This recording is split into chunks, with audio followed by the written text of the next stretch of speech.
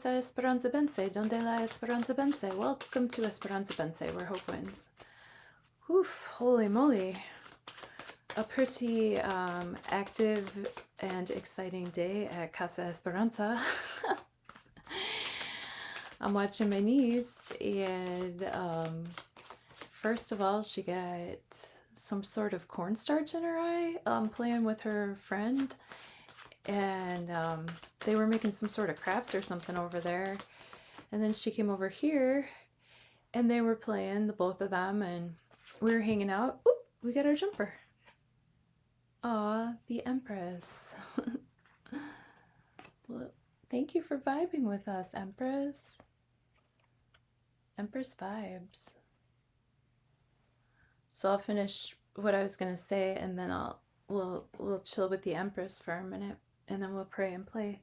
Thank you for being here, by the way. If you've been here before, I really appreciate that you keep coming back, you know? I appreciate all the likes, shares, comments, subscribes, and feedback. Really do appreciate it. So as you notice, I'm filming indoors, and I was gonna say that, like, the kids were playing over here, and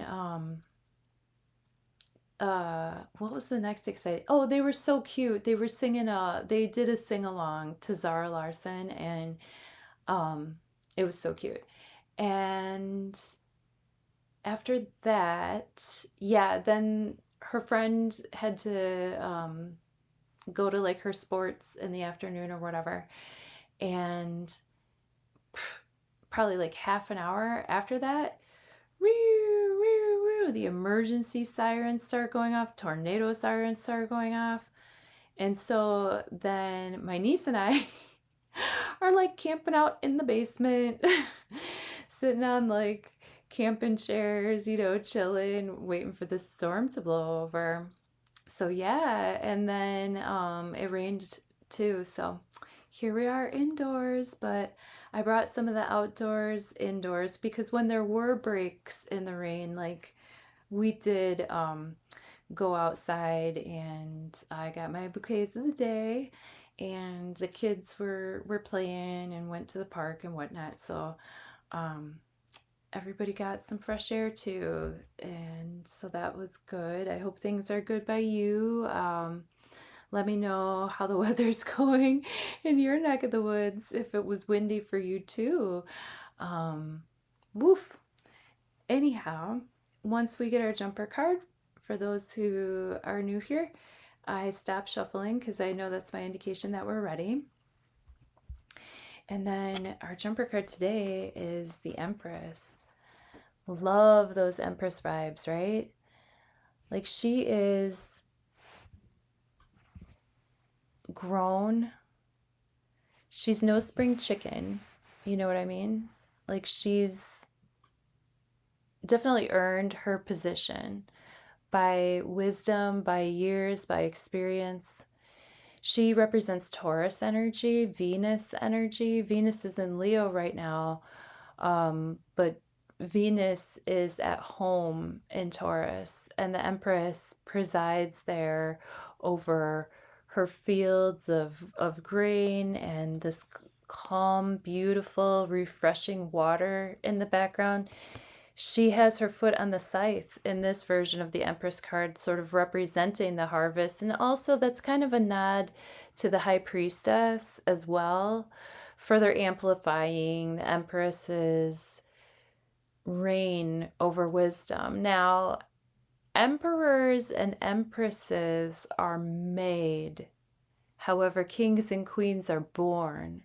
So she has made herself an empress throughout time by taking care of Venus things. And what are Venus things? Love and beauty. Because the better you look, the better you feel, and the more that you can attract, you know? So she sits calmly by the calm flowing waters, and she's protective too of herself, of her sovereignty, and like we said, of Venusian things. So let's get our sunshine. This is the sunshine that we get today. here in southern Wisconsin. The Empress is going to chill with us somewhere oh, well, how about this? How about that? I think you can still see her, and then we'll pull our Quick Hits Tarot. Near past, present tense, near future. Thank you for fine-tuning your free will and intuition with me. I really appreciate it.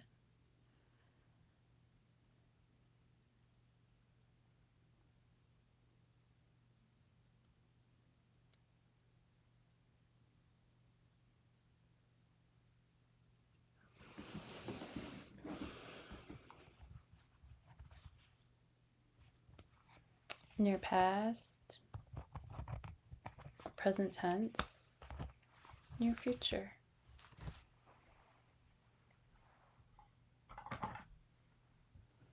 And we're working with the Morgan Greer Tarot deck. Near past, King of Pentacles reversed, present tense, the Fool reversed, and near future, Eight of Cups. Wow. Well, buckle up, buttercups. Here we go, here we go. Sorry, this scene is like new to me. Like I haven't recorded on this surface before, so I am trying to figure out where to put the cards so that you can see them the best. You'll let me know. You all are really good at letting me know in the comments. You guys, you know, can I pause for a minute of this reading and just say that I love your comments. You all are so intelligent, and just the way that you poetically put things together, the way that you see things, the way that your humor, I just love this interaction. Thank you very much. King of Pentacles reverse. This is a person that might need a little bit of support in our lives. Taurus, Virgo, Capricorn person. Someone with a lot of earth energy, someone who's very practical, someone who is concerned about money and earthly things. They might not be as woo-woo as some of us. They might be more kind of on the 3D side of life, right? And with the King of Pentacles reversed here, we have somebody who either has lost control of their money, they don't control their money very well, or they need to do some internal work. You and I might need to do some internal work on our own divine masculine ability to provide for ourselves. Because when I see inverted cards, that's usually internal energy, which means that if we work on this on the inside, then on the outside, when things reflect back to us, now King of Pentacles upright would be somebody who is able to lend somebody else a few $100. This is somebody who is financially stable. They take care of things in due time, right? So the King of Pentacles reversed in the near past, we could have been thinking about our finances. We could have been thinking about any, financial father wounds that we could have, because King of Pentacles is a really good father, really good husband, really good partner. And when it's in the reverse, that's stuff that we might be working on our insides. The Fool reversed. Okay, so, before you jump in with 2 feet, I mean, we're having aspects to Neptune this week, and Neptune can make us kind of idealistic, but before we launch these new starts, we could strategize a little bit more, because with the Fool reverse, this is impetuous action. This is us wanting to start new things too quickly, to move forward too quickly. This is an ask to maybe pause and to be a little bit more certain before we invest maybe that pentacle that we were thinking about with the King of Pentacles. And the Eight of Cups in the near future, this is just walking away. You're using your intuition. You're not exactly sure where you're going, but you're sure sure as F not doing that anymore. Cups in the tarot represent our emotional capacity to give and receive, remember? So when these cups no longer work for us, when we can no longer drink from those cups and do these emotional tendencies that we've always done, when there are patterns of behavior, because you see these cups are kind of stacked like in a bit of a pattern too, so that sort of gives me vibes of like having patterns of behavior that could be walked away from, and we might not know what we're going to replace those cups with, but we sure as heck know that we don't want to drink from those anymore. We don't want to feel that way after we drink out of these cups. We know that there's a long journey ahead, but we're covered, right? We're literally covered. Our root chakra red is covered, and with the moon as our guide, we might not see exactly clearly, but we know what we're not doing. So that's what I got for our Quick Hits Tarot for today. Let's talk about the astrology in just a moment. Thank you for being here. Well, well, well, the excitement continues in the astrology skies. I love these charts because they are just bada bing, bada boom these days. Something that pulled my focus right away when I was looking at this, when I glanced at this, listen, we have Uranus at 3 degrees of Gemini, the North Node and South Node at 1 degree and 43 minutes respectively of Leo, or I'm sorry, of Virgo and Pisces. And then we have the part of fortune at 1 degree and 46 in Sagittarius of this chart. Well, wouldn't you know it, that I have that exact square, the North Node, South Node, the Uranus, and the part of fortune, but mine is a mirror. It's exactly inverse of this. I love this. I'm an expert in this square energy. Square dancing. I love it. And what I would say is that, like I keep saying, Uranus is the unhinged hinge that is hinging our fate, right? And then the part of fortune is opposite of Uranus, and that's the hinge that seals the deal. Okay? So with the South Node in the beginning degrees of Virgo, right before it backs into Leo there, we're thinking about our health. We're thinking about daily rituals, daily patterns.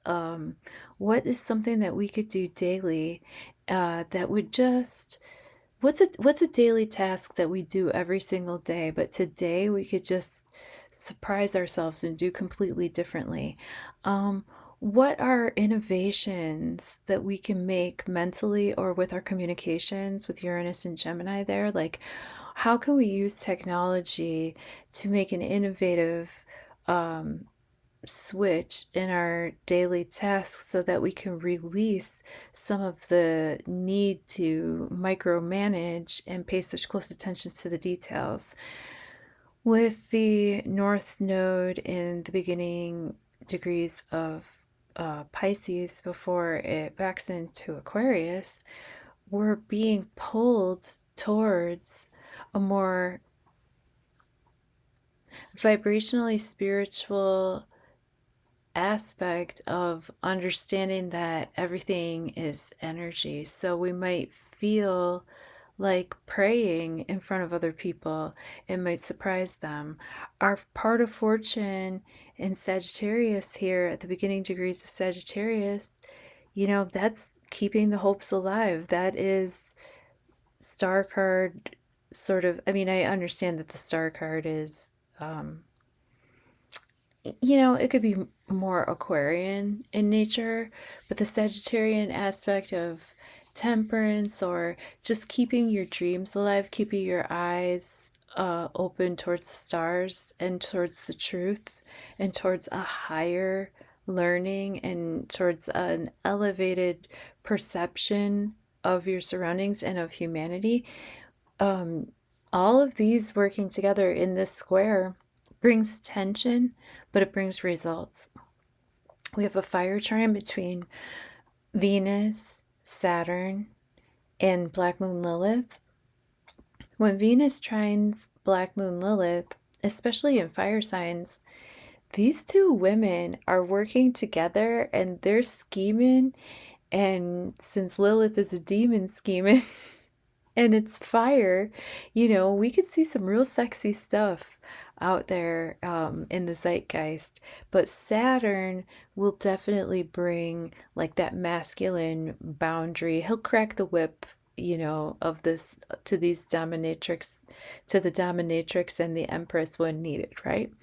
Not because he is being a taskmaster necessarily, but because he's providing the boundaries that Venus and Black Moon Lilith are asking for. They're asking for it. We are still working with Mercury and Mars doing a sextile, but it's loosening up. Mars has just crossed over Algol yesterday and is making that separation, while Algol and Jupiter are in a sextile. So it's like Algol and Mars are buddies right now. Mercury and Jupiter are buddies right now. So Algol is, amplifying and helping Mars to focus on the more aggressive adrenaline aspects. Actually, Mars in Taurus is slower, more methodical, but Mars with Algol, it kind of gives it a little gas, right? Before Mars comes into this conjunction with Uranus on Monday, I believe it is, the same day as the full moon in Capricorn. Could be the day before, I can't remember. And yes, I have the moon squaring off with Venus today. So especially with the moon in Scorpio, that can be a deep feeling moon, but that's not the depth of feeling like Cancerian where you can notice it on the surface. This is the still waters run deep type energy. And when it's squaring off with Venus, there may be some limitations between the masculine, recognizing the feminine. When Venus is in Leo, she wants to be recognized. She wants to be honored for what she gives to a situation. She's very generous in Leo. Leo is a very generous sign and it shines light on everybody. It enjoys basking in the light itself. It's a big cat, but they also shine so brightly. Their fur is so shiny and bright that it glistens for everyone, and that light gets a shine on everybody. It's the sun. And I'd say that with this scorpionic aspect, we could be feeling a sense of depth of transformation, but also a difficulty in engaging with our feminine aspects that want to be actually recognized. I'd like to say probably a lot more, but we're going to try to keep it at that. Love you, bye.